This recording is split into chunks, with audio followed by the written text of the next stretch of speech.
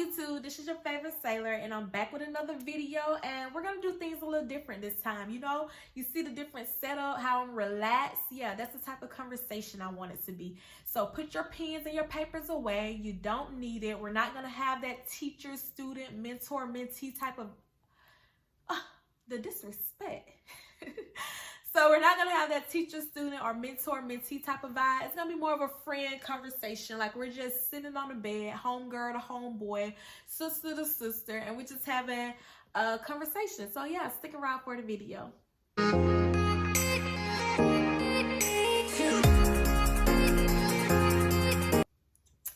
Alright, you guys, so before we even get into the dating type thing, let's just talk about fraternization. So in the military, the Navy says that you should date inside of your pay grade.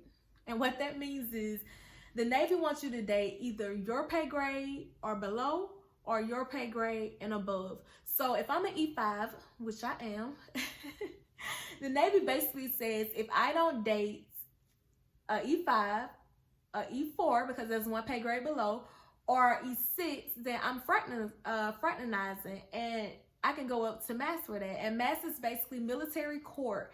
So basically the captain determined my faith. If he feel like he want to bust me down in rank for talking to somebody 2 pay grades higher than me, then he can. And if he feel like he want to give me half month pay for talking to somebody 2 ranks below me, then he can, because per the Navy is the pay grade that you are, 1 above and 1 below. But anyway, so dating in the military, I feel as though it's really hard. So either you meal to meal, which is military to military, or you meal to civilian, which that means you are in the military and your spouse aren't, or your spouse in the military and you aren't. Either way, it's hard because, I don't know, I just feel like sometimes it's just not worth it. Like, I know the type of person I am. I know I'm like really, really crazy in a sense, especially if I start talking to somebody, especially if they broke up with me. So I just always felt like I don't want to date nobody on the boat, which is sea duty, because if we stop talking, I don't want to see you with nobody else. And I dang sure don't want to see you with nobody else if you broke up with me and left me for that person. Like, what? And I don't want to have to see you every day with that person.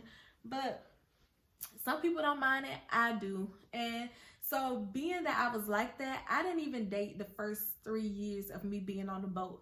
It took 3 years of me being on the boat to actually even consider talking to somebody. And when I did talk to somebody, I picked the wrong person because that person ended up being married. And I know y'all probably like, you talk to a married person, like, how did you not know they was married? They didn't have a ring on.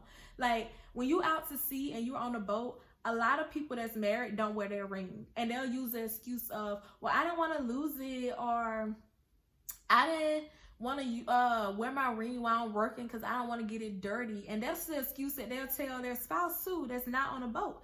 And it's really, I won't even say sad, because sometimes that is the case. Sometimes people don't want to work with their ring on. But you need to let your marital status be known.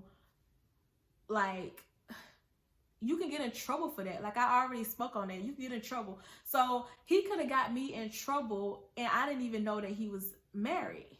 But that is crazy. But how I found out was a friend of mine actually told me.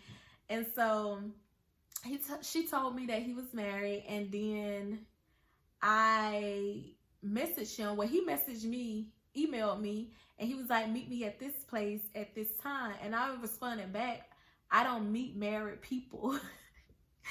And he got so like, they caught him off guard. He was like, no, meet me here right now. Meet me here right now. Who talking to you? Who telling you this stuff?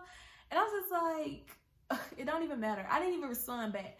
So after like a couple of days of dodging him, it probably was like 2, because I mean, we're on a boat. Like, you can't dodge somebody that you're out on a boat in the water with forever.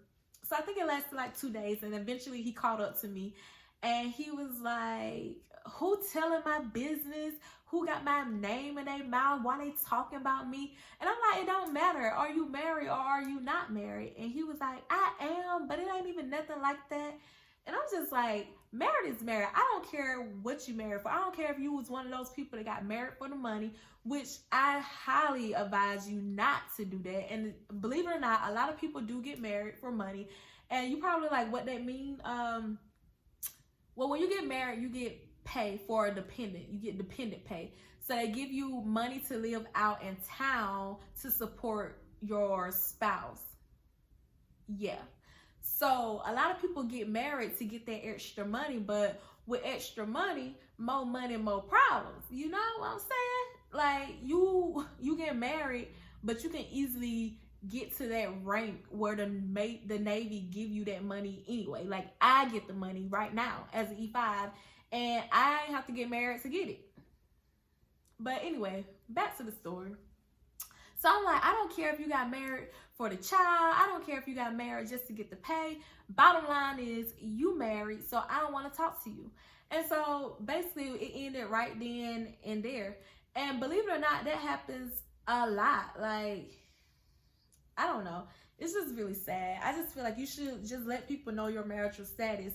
And if you like one of those people that's like, oh, my girl not gonna do that, or my boyfriend not gonna do that, be careful what you say they not gonna do. Because when you on deployment, a lot of things happen. Like you can go 2 weeks without talking to your spouse. Like what you gonna do then? What you think they gonna do? 9 months without seeing that person? Imagine your girlfriend or your boyfriend staying in a house with somebody for 9 months, 10 months, 11 months. Imagine them staying in the house with them for that amount of time, and ask yourself, if my boyfriend or my girlfriend did that, would he be tempted to cheat on me? If your answer is no, they would never, good on you. I'm not saying that it's gonna change, but I'm just glad you got that much confidence in your spouse. But if you got that inch or that ounce of like, yeah, they probably would, or if you like, yeah, I know they would, 11, heck, I would, then you already know what it is. Because what happens in Vegas stays in Vegas. What happens on the boat stays afloat. And that's just what it is. Sad enough. Now, I'm not saying everybody on the boat, some little thotties, and we just having a big orgy on the boat. Everybody sleeping with everybody. But it's a lot. It's a lot to deal with. It's a lot to put up with. And then let's not even talk about boat goggles. If you don't know what boat goggles is, that's when everybody on the boat start looking pretty good at around month 4. Month 4 on the boat, you like, oh, his teeth ain't that jacked up. You know, he got a pretty smile.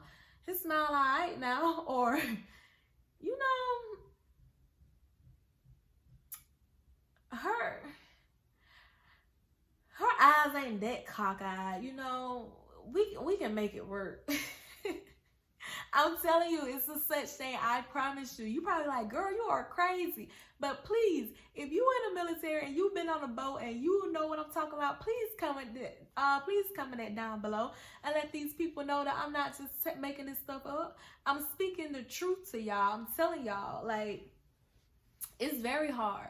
Meal to meal and meal to civilian. It's very hard to date on sea duty. I'm telling you, it's a task. Like, honestly, I feel like if you can get through deployment, a military deployment, then y'all relationship, y'all gonna make it. There's nothing that can come in y'all way that y'all can't withstand. There's no storm that y'all can't withstand in y'all relationship if y'all get through a deployment. Because when we in River City is when you can't have any contact with the outside. So when we're in River City, and we've been in River City for 2 weeks, and it's just like, I wonder what my spouse is doing. I wonder what they doing on the boat. I wonder what they doing out on shore. I wonder what they doing this. I wonder if they doing this. And then you get all these thoughts and stuff that just run through your head, and it's just like, what?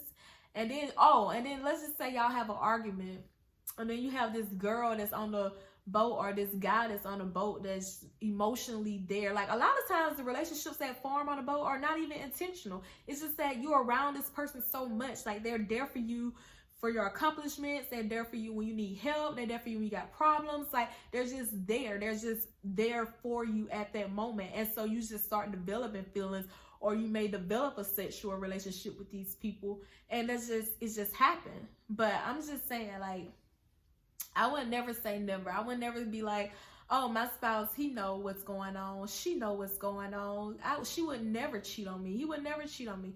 Just never say never, because until you experience it, you will understand. It's definitely an experience.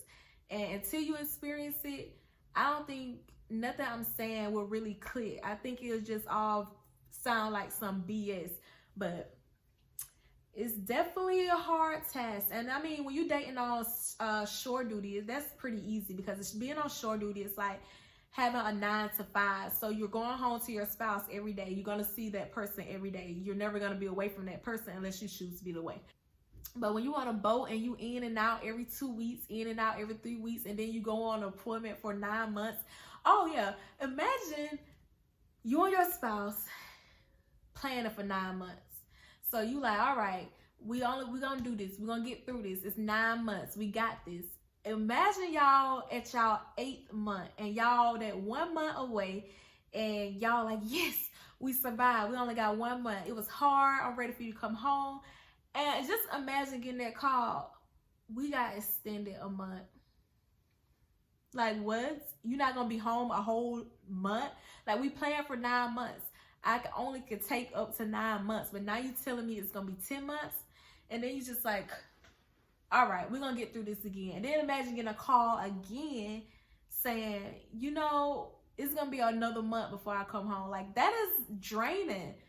That is mentally draining, physically frustration, if you know what I mean. Like, that's 11 months without seeing your spouse. That's a year. A freaking year without seeing somebody. And then, like, even on top of that, it's not even like y'all talking every day, because you won't be able to talk every day.